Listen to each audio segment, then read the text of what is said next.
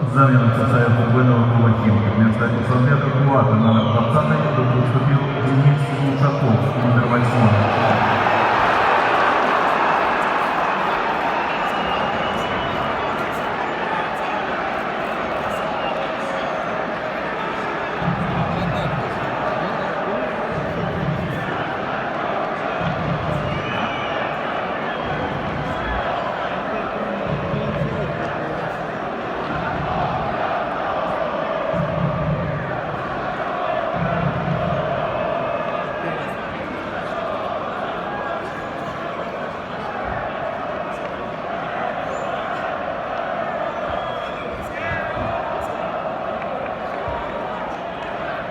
Мяч забил Кирилл Баженов, номер 80.